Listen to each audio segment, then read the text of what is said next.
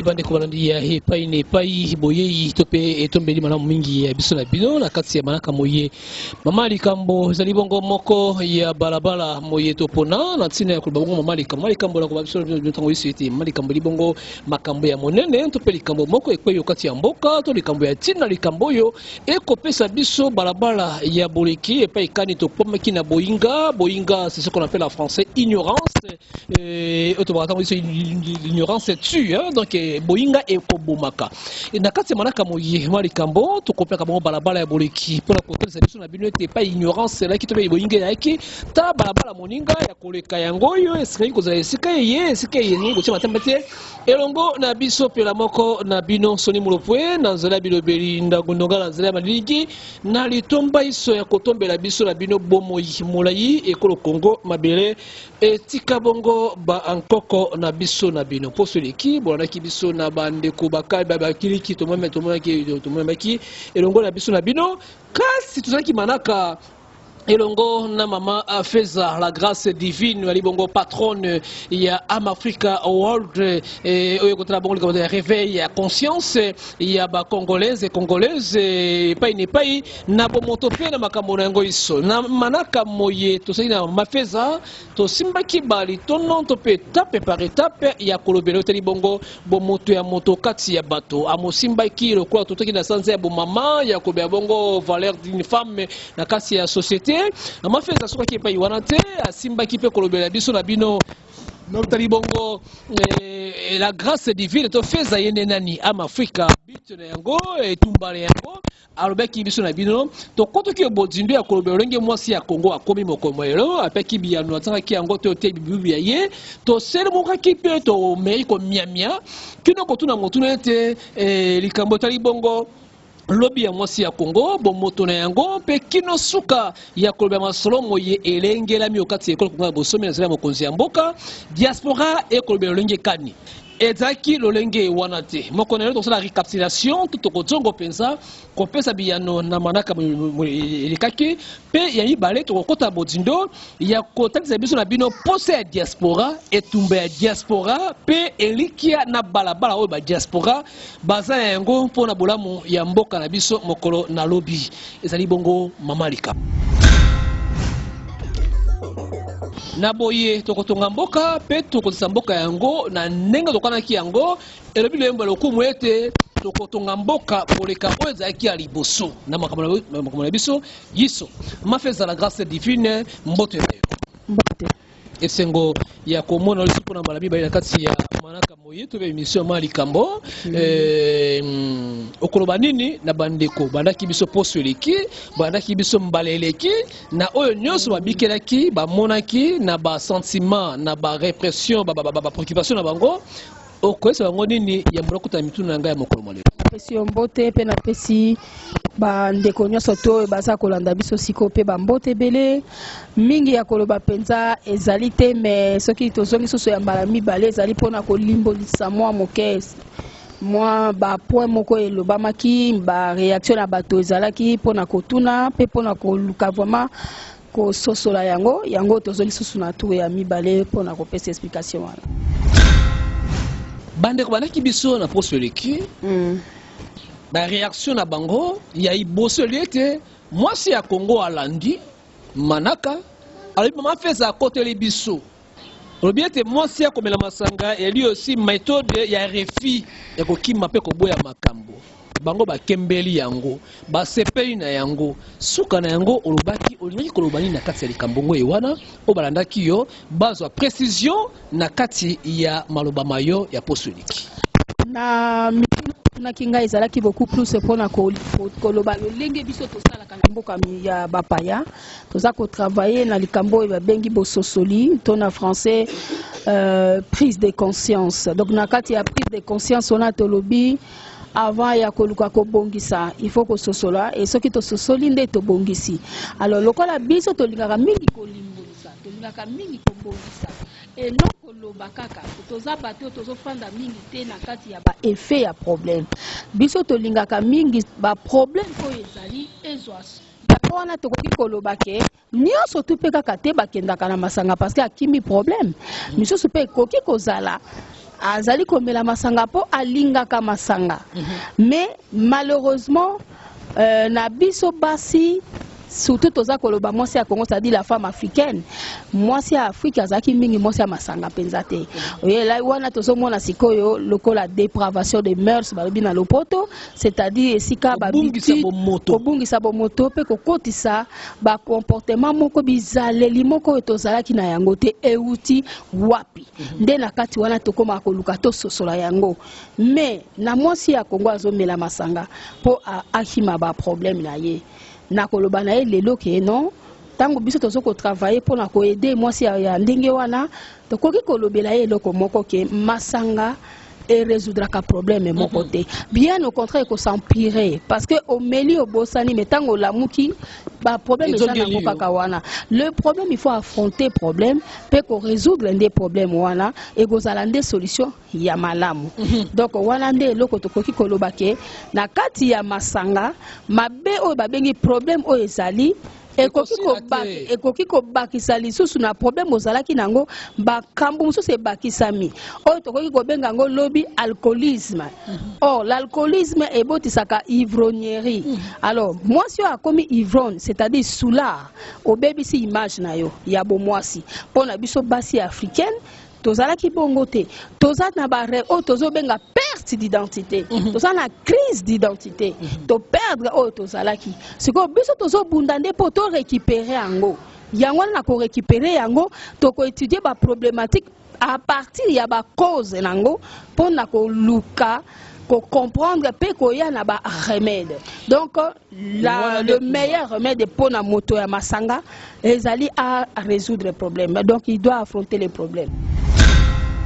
Attendez mingi et maman fait la grâce divine ba deko on se paye ba numéro ali affiché et pe sindingisa ko benga biso tuna metuna olinko tuna ya ibale bande kolobiete l'implication to pe aide ya mwasi ba bengi ya libongo aide ya mobali pele ya ye osimba ki lolenge ya mwasi o esengeli asunga mobali ya ye na kati ya bodzido wana olinga pena kolobani mwasi ya Congo mwasi ya ko apporter aide et pas mobali na ye moi c'est quoi accompagner vision ya mobali wana to saki koloba yango to benga prise de conscience et la prise d'identité. Donc moi si d'abord il faut à se découvrir na identité na ye de par sa nature, moi si azali une aide semblable. Donc tant que bengi aide, moi si nyon surtout normalement dans la kati ya foyer, dans la kati ya société, il faut aya ko apporter soutien, ko apporter aide ni no ya ko bakisa. Alors na kati ya aide wana, moi si parce que to ko remarquer ba j'ai belé, ba problème c'est belé même na mboka oyo, na cadre ya ba conflit. Basi baza ba o ba memaka kimia, mama memaka kimia, mais lelo ezali mawa mingi, basi ebelé bazo memaka kimia te contraire ba kotipe na ba conflit, c'est-à-dire je suis une perte d'identité. Moi ça bungisi bo maman na ye bo mona quand même na kata famille boko mona ke non moi des autres côté conflit côté ba problème mais maman ya kana motema bo maman pona ko boma moto voilà. Alors les autres on a perte d'identité pe crise d'identité parce que perte pourquoi parce que au bungisi oyo yo zalaki crise parce que ozomi ba ko se découvrir il y a comme trouble de personnalité côté na kati et c'est là où il y a un problème. La femme de par sa nature ça aide alors tolobi aide wana ezali lokola moi si accompagner pe mutu moi si en tant que la femme mariée la vision ya sali na Congo parce que mibali surtout pe bazaka na vision te à celui qui a la vision la femme accompagne la vision mais oyo azali na vision te moi si akoki kozala vertueuse akoki kozala pe visionnaire par rapport à mobali akopesa pe ba idée pona kosunga foyer na ye mais là tant que côté na société ce n'est pas la même chose. Dans la société, nous parlons de la femme tout court. Donc, moi, si en tant qu'identité citoyenne, il y a Mbokawana, il faut s'inscrire, il faut azouamayele, il faut amibakisa un plus dans la Mbokanae. Au Béto Congo, il y a Mobun Koto Ibale, na Tuku Isato, topé Horizon 2030. Et les gens, moi, si yo akwami na mobu zomi na mitano topé 15 ans mokonaelo, bakolenge la yendenge ni peut être bien asunga mboka oyo na bakamure hiso lokola bo mama penza etumba Amafrika. Wana ezali projet ya société, projet na ko benga ngo oyo eza ya ONU, Organisation des Nations Unies, bamboka yo esangani et kotisi parité et kotisi égalité de chance. Na kati ya société, beaucoup il y a des confusions. Et loko wana nde ezobeta mabaku mingi na profiter na occasion eloko pona kopesa pe moi kolimbolisa moke tozoyoka mibali ebele balobi la parité moi si alingaka se galer na l'homme. Non, moi si il faut azala soumise, moi si akoza la égal à l'homme te. C'est une aberration babengi na français babenga kango penza bobungi. Pona nini? Parce que na kati ya société, la société n'est pas un foyer conjugal. OK? Et nga naza mwasi na yote. Mais Nazali, maman fait travail oyo eza ko contribuer na société oyo bino bato ya média pour s'intéresser na mo. Alors, de par là, le bateau bazo comprendre parité était la notion ya parité, bazo zwango lokola ke moi ça nga comme égal de l'homme. Or, bibliquement parlant, Nzambe alobela ki na mobali pe moi c'est que cultiver la terre, assujettisser la, dominer. Ngana lobaka ngo à chaque fois que le premier libéral, donc Nzambe ye moko apesa ki na point de vue sociétaire, c'est-à-dire pour la société, moi si na mobali ba cultiver la terre. À conjuguer yango na troisième personne du pluriel. Donc ceci veut dire le plan de développement était donné à l'homme et à la femme. Parce que Dieu a fait l'homme et il a aussi formé la femme. Na lingala na kokoloba ke Nzambe asalaki moto mais ayebaki pe na kosala mwasi. Voilà. Donc na kosala mwasi asalaki ete zoba. Asalaki ete po forme na ye sepelisa mobali. Non, a formé ye na oyo babengi bongo, oyo babengi ya molimo, pe oyo babengi ya intellect. Oui. Parce que Nzambe asalaka tout perfection. Akwa ko sala bourrikité. Or, ayebi nini ataki na mwasi. Or, l'homme oublie que pour se développer, il a besoin il y a oyo babenga kango partie ya mwasi. Parce que tango mwasi asalema te moto azalaki complet. Mawa. Azalaki complet, mawate, azalaki complet. L'homme, la femme était dans l'homme. Parce que azalaki complet. Azalaki pe muta mawate. C'est Dieu qui a dit il n'est pas bon que l'homme soit seul. L'homme était complet. L'homme avec un grand H. L'homme avec un grand H ezali kosangisa mobali na mwasi esika moko basala. Citoyen et citoyenne ndenge papa na nazaka koloba la citoyenne et citoyenne. Ezali kozwa mwasi na mobali elongo batelema na société. Elingi koloba lelo mokilezo zonga nango kaka ne bandeli. Parité yango wana balobaki cultiver la terre. Bon, lelo nga il se surprendre ngate. Ce qui m'étonne c'est que batu bazo confondre société pe foyer. Bazo lobake non. Moi si ils ateka se galer na l'homme, non mais dans la société la femme peut se galer voire même surpasser l'homme. So azali bayel bakas ko le kamobali compétence. So ka ta na ye. Yango lokola mboko na uti Allemagne. C'est une femme qui conduit de la crise. L'histoire ici à prendre biso. Basi miso supe ba kamuisaka na temps na bango, ba kambi mboka pe na ba temps ya ba crise pe ba relever yango. Wana nalingi pe na beta cité. Parité ezali kota la société et pesi biso chance. Moi sina mobali baza na égalité de chance. Soki yo kokoma un jour ministre, nga pe naza un jour pe na kokoma ministre. Ma compétence. Parce que là, ça ne joue plus la femme ou l'homme, mais ça joue le cerveau et la compétence. Yangonde etumba ya feza la grâce divine pe Amafrika sotoliki na bolamu yango ywana. Yango wana. Chika tokota sika oyo bande ko balandi ya epai nepai mama likambo balabala ya boleki na biso pe la moko na bino. Tokende sika oyo likabaseli bongo mambi makoleko kati ya diaspora. Diaspora akobunda, diaspora akolela adage moko baloba ete kotuna te nini mboka esengeli esala pona yo kasi mituna nini oyo sengeli pona osala pona mboka. La grâce divine pe Amafrika balobi ete lolenge wana te. Okoloba linda kati ya bozindo na yango pe makambo iso. Adage wana eza malamu mais adage wana eza na piège moi moke. Piège ya adage wana eza nini? Piège ya adage wana ezali koloba ke ezali te ko otu oloba mboka na ngai kosala nini pona ngai mais tokomi na tango ke yo loba nini yo kosala mboka na yo oh ngai nakomaki ko analyser lokola biso tozo travailler na ba effet ba problématique na meka ko analyser loko na bibo alors qu'est-ce qui pose problème et loko nini zo sala moi kokoso pour que congolais atonga te mboka na ye parce que bimi lokola un problème que dis-toi que c'est le pour mon pays Kotunate, yo kotunate. Et nous connaissons qu'on a dit ah c'est que les gens kati bazo reprocher congolais à sala tete yango na lobaki ezali pe motuya otoyeba quand même hein eza motuya potoyeba quand même vraiment si vous plaît ce qui est qui ko permettre conscience moko ya mboka pe na population mboka za na part de responsabilité on a lokola image ya parent Moboti nde yende faut semer éducation de base moboti nde yenda bokola mwana toyoka kango bien baloba kango na badage na ba situation ebele ça dit que moi kobota eza kobokola te bana baza ko développer affection na moto ya bokoli eke na moto ya botaka combien de moto koti na mosundola mais o ya bokoli asa na affection na ayebi ke pasi minyoko banda bo mwana moto na contribuer lobi soki akoli redevable na moto ya bokola ki le peuple congolais. On les a peut-être attaqué pour moi gouvernement. Le gouvernement a tout fait pour ton peuple. Quand on a bambo kebele, batinda ka bourse d'études pour ça na ba génie na Congo. Il y a des étudiants oyo batanga baza mayele, bazali ba génie. Est-ce que le gouvernement a aimé qu'on repérer bango? Ko atinda bango na bétude parce que quand les aka ko salema ba bourse d'études. Parce que quand les aka ko na congolais to zaïwo na étranger comme on soka étudiant to soka zali homme d'affaires. Alors eloko wana kenda wapi?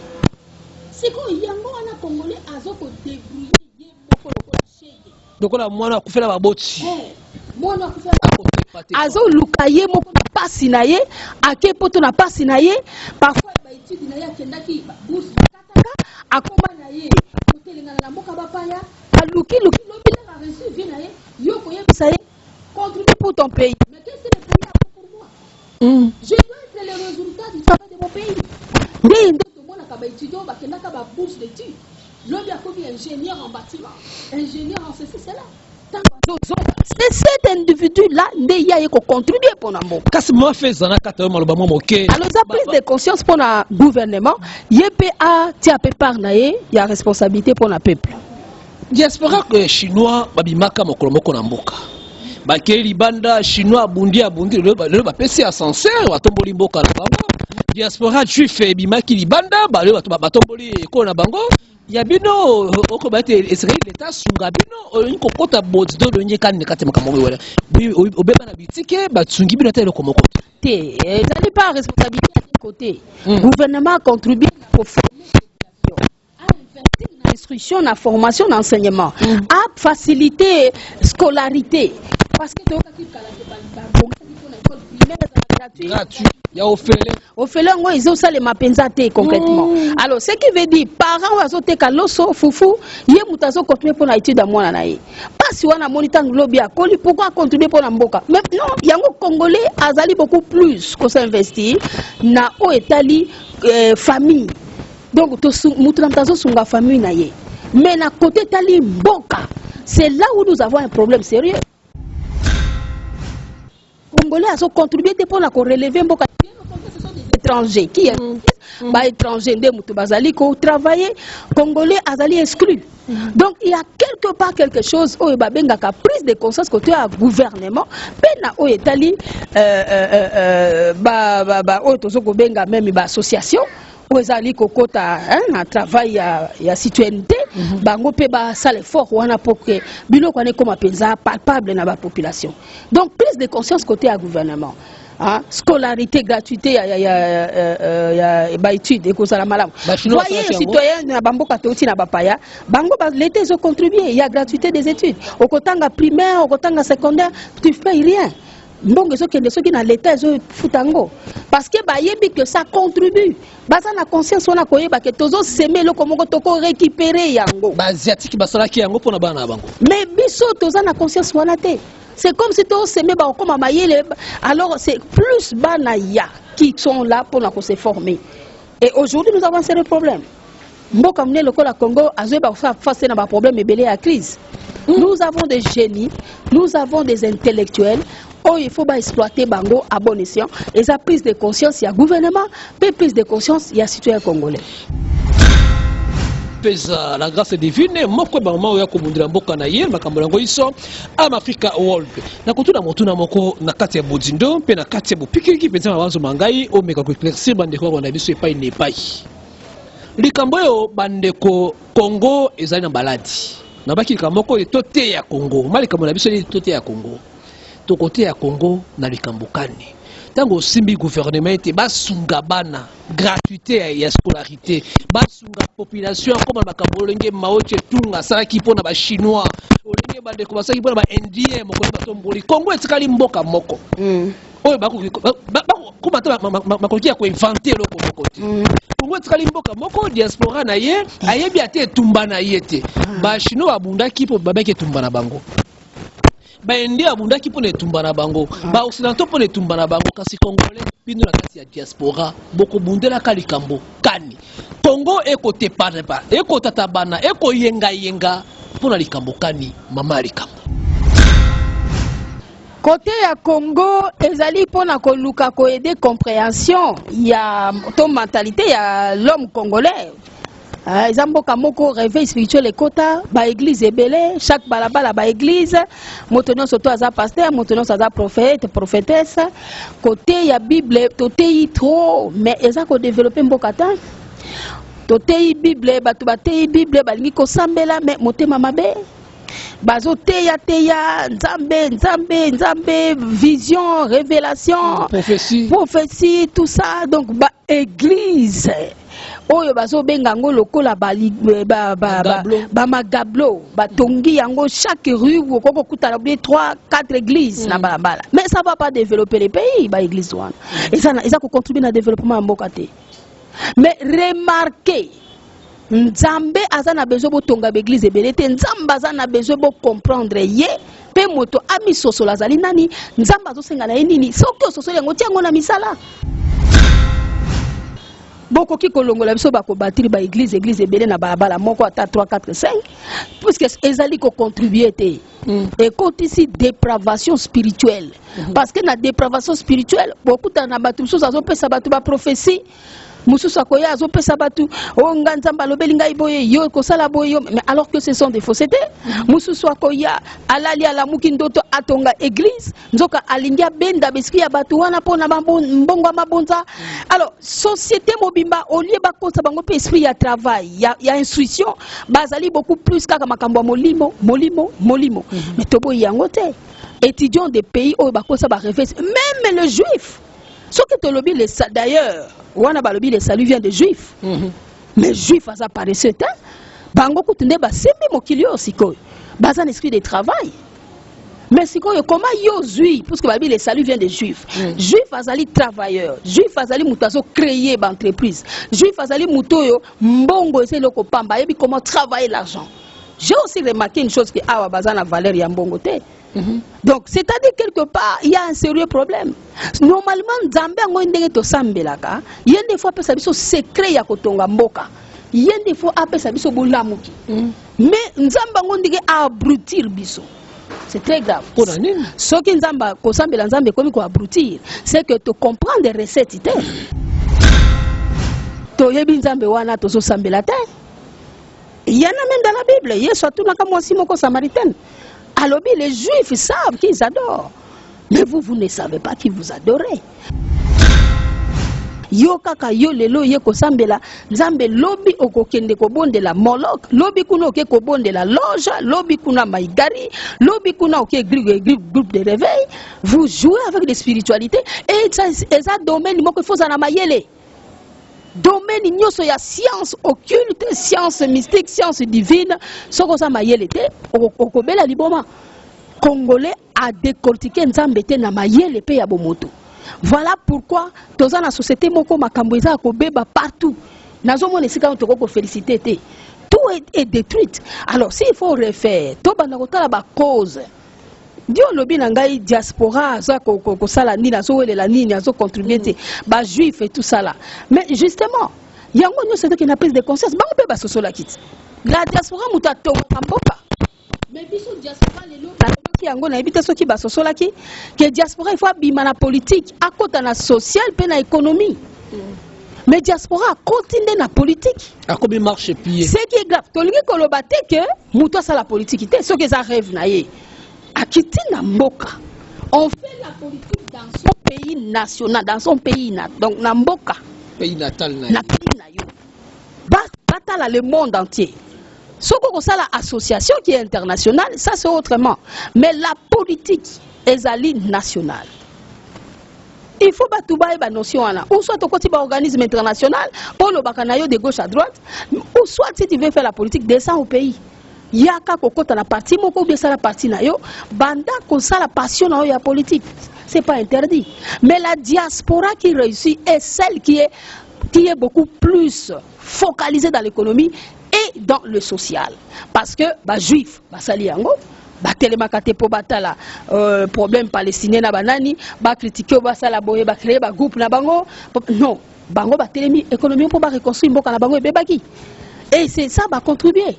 Diaspora juif, diaspora chinoise, diaspora oyozali irlandaise, ezali belé. Oyo ba réussir ça que ça ba bazali économie et nana lancé appel ceux qui ba kaka un jour vidéo oyo ba kota la biso que diaspora kota na économie pe na social pour contribuer.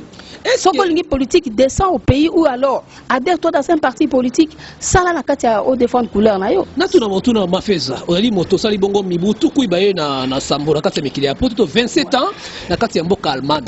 Ndenge komona diaspora ya Congo bokonaelo baninga bazali epai nepai oyebani na bango boyebani bakwanda biso la conférence ba diaspora sangani bo est-ce que diaspora ya Congo ezali capable ya kopesa biyano mokona lobi na kati ya mboka oyo ndenge diaspora ba chinois basalaki ya ba indien ba juif basalaki mokona lobi est-ce que ba diaspora ko bali na conscience et prise de conscience ba kwa yo kati na bino. Ma diaspora, il y a Congo. Bon, il y a de l'espoir. Hein. Quand même, il y a conscience qu'il y a une minorité autour de la diaspora positive. Diaspora positive, ou une minorité, si on comprend le rôle qu'on jouer et bandi qu'on travailler. Mais malheureusement, ce n'est pas suffisant. Et malheureusement, l'insuffisance, tout le monde que la grande partie de la majorité, la majorité à diaspora a bungisi mission aye biango souté et yango azali ko stagner yango azali ko tourner à rond parce qu'il a bungisi.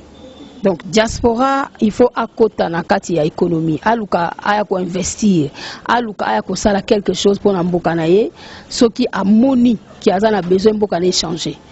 Mais ce ne sera pas facile parce que nous sommes le résultat de ce qui était hier. Au moins les résultats makambu toza lelo eza o eza ki lobby parce que lobby beba ki makasi yango tozo vivre conséquences lelo nde yango na lobby eza facilité les osenga penza prise de conscience individuelle les osenga collective les osenga travail makasi na ba ONG o bazo travail na domaine éducation il y a prise de conscience on a kolobaka toujours pe pona espérons même des pasteurs aussi hein o bazali côté na l'église koyeba pe kola musa côté wana esprit de travail il y a format il y a instruction et tout pour que ba contribuer na mboka et Dieu voulant ça réussira. Et kolonga lobi soki nzambe alingi na makambo na yango iso mama fesa la grâce divine ali moko ya basi bakobunda pona bolamu ya mboka bakoluka lolenge ya kotombola mboka na bango ndenge ya kobongola lolenge ya komonisa Kongo moko na lobi lelo oyo tango kovanda kala kati ya Afrika etumba na yo apport oyo ezali na kasi ya ba congolais ya diaspora to ba congolais ko sa kati ya étranger vis-à-vis na ba congolais oyo bakomi na kati ya mboka oyo quelles sont les difficultés poko sonini oyo diaspora congolaise akokuta na yango libanda ya mboka na ye to pe nini oyo diaspora akokuta na yango likama to pe difficulté na kati ya mboka na ye Congo oyo kosala ete babongisa yango to pe solution to pe réparation salama no lenge ya kobongisa kimia okati ya bato pona bolamu ya mboka moko na lobi. Difficulté kani oyo diaspora congolaise ekokuta na yango libanda ya mboka esika bozali expatrié oyo bokomo lokola kokoso epai na bino zali nini pe oyo bino bozo komona awa na mboka na bino ba Congolais bakenda libanda ya mboka ba umela kuna o ba kokuta na la difficulté na kati ya mboka na bango pour ba se maintenir ya kosala mosala pe kotindika liboso oyo sali constant c'est qu'on peut réparer vis-à-vis du gouvernement liboso na bino ba diaspora ya libanda difficulté na libanda. Bon, il y a certaines difficultés au diaspora, c'est manque de l'intégration. Biso toza ko travailler pe na domaine wana service intégration pour faciliter mon paya à luka à s'intégrer ami koti sana kati ya mboka ba paya et loko wana congolais partout sika kendaka ami koti sakate congolais a luka kanda créer communauté na ye na mboka ba paya na makasi ya sali loko na ye ba komi ko identifier ke ba congolais bazali ao. Alors le problème wana ndé yango zali pe l'une des causes ils ont créé difficulté na ye. Admettons que azali na mboka Allemagne. Lelo lobby 26 ans, 27 ans n'est pas c'est rien. Le problème c'est que quand tu fais de ces 26 ans, lelo bamboka lokola ba paya otouti ya mindele, eza na ba facilité nyonso soko tanga te lobo za zoba waki na problème psychologique. Mais ceux qui ils ont kopesa ba opportunité à kota. Mais congolais et il y avait ces reposons mon amoussou ayenet le coin en mboka Allemagne à cause ça la 10 ans 15 ans ayebi ko le balmata mon donc ça a déjà vecteur de communication ils alli ils ont facilité tâche pour fongwama na mboka mopaya na boko to lo bakati sika okei omoni ba otamba lokolo moko yo petia lokolo alors congolais ya lingi ko tia lokolo bon te congolais soki akoti ya ke na ndenge na ye et c'est ça qui lui crée des problèmes plus tard parce que et kozala un ayebi nature ya bato bayambi na mboka na bangote de deux azali na ko se fermer ba ouverture parce que ayebi monoko wana te. Et de trois comment on appelle que à perdre ba chance belé à travail. Alors pour la point wana ozomona et le cause c'est plus grave hein? Congolais azali oyo bozomona s'il vous plaît congolais azali oyo bozomona par exemple mboka lokola Allemagne solo allemand mboka lokola anglais bangladesh solo anglais mboka lokola Autriche solo allemand bamboka wana solo ba langue autre que les français congolais azana ba problème mais oh c'est plus grave que mboka lokola France to Belgique solo ba français congolais a un problème en communication. Congolais, monsieur Zali na ba ope bazali a fait 20 ans, 10 ans en Belgique. Ayebi français malamouté. Pourquoi? Parce que ba créer communauté na bango ya ba congolais et ba fandi ba lobaka lingala ba développer mentalité ya awa ba memi kuna. Alors quand est-ce que kozwa oyo ya mopaya ya bien pour développer ngona mboka na yo? Donc c'est question de prise de conscience. On se retourner kawana. Donc, c'est-à-dire que diaspora a se créé moi difficulté à manque d'intégration. Mais d'un autre côté, Tobo ça l'a pété. La chance c'est de réussir les akaka faciliter le col à biso. Ah, on a moni beaucoup plus l'étranger. On a chance à réussir les Congolais. Chance à mondial na kati Afrique. Voilà, la moni bapaya ne bazo réussir mingi. Est-ce que parce que bapaya bazo tia sérieux et que Congolais ndi asa ko tia sérieux?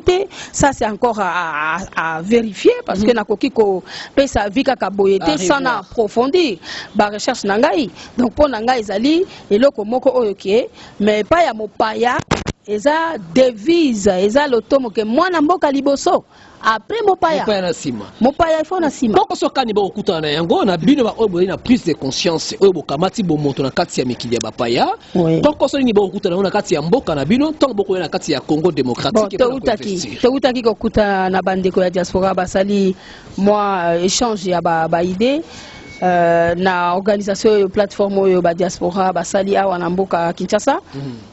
Balobaki yango ngape na zaki surpris ya koyoka yango parce que na continue na ba démarche ya wana o bango basala kité mais ce qui ezali discrimination ce qui ezali rejet blocage étouffement et loko wana il faut kota lango de part et d'autre est-ce que zo uta côté à gouvernement ezako uta côté ya bango moko oyo bazako yeba ko élaborer plan de projet c'est-à-dire connaître l'environnement pour s'adapter na place bakomi.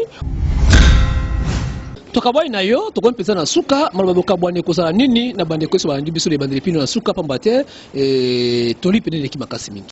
En tout cas na ba point soulevé o il fallait ko pesa moi lumière muke loko na ko kolobaka ka ke prise de conscience collective hein on a ko ezala penzer ko moko ko faciliter biso et puis tolobaki pe koloba sur ba point o ezali lokola prise de conscience collective, identitaire, personnelle et gouvernementale ba kotia ba structure moko wa malamu. Point ya kolobete mboka esengeli ko sunga pe diaspora to pe mwana ya mboka nesikete mboka ezela ino esunga ye. Ya sunga mboka donc kolobete kozela otuna nini mboka sai pona ngai yo mituna osali mboka nini osali mboka. Voilà, donc mboka ezali donc gouvernement za lokola ba parents ba c'est ba sala pe o eko faciliter population lobby a contribuer na mboka et ba négliger yango te ba sala ba structure rebelle batie il faut ça la pe musala nango et puis oyo pe mboka e contribuer ki na ba bourse ba nini baza la reconnaissance ya ko contribuer na mboka na bango au lieu ya ko kende mosika. C'est ça le problème. Moi je pense que prise de conscience les alliés collective les osengaka population te diaspora pe kaka te mais gouvernement pe eza ko senga pe ba association eza ko senga pe ba église donc eza ko bengango prise de conscience collective c'est ça. Bade ko ngai awa to kamandi ilongo la biso na bino na kati ya mali kambo to te ya Congo zali première phase deuxième et troisième yango kozala ata ko mafisa ke mosika mikili ya poto to kozanga te ko ba mokano yango to pe mali kambo yo to sunga mini ilongo la biso na bino na ange pe tinkia to te plamba la sima benga biso le couleur monde numéro affiché à droite to mafisa na droite na gauche yango oiso di mulo point benga tuna motu ko tuna e kozanga te biano ilongo na biso pe la mako na bino nongala Eric ayi za malingi to sunga biso na bino pe mokozi bekima meshintwa pede ba obanso na biso angele pe netingia boti kata ngo iso Rwanda etando ya bino Amerika na bokebi biso bokozala mokolo moko te na kobungisa bomoto na bino pela moko na biso za Kongo sonie tala mama likambo basalinga ngai mwana mama tango koki anzambe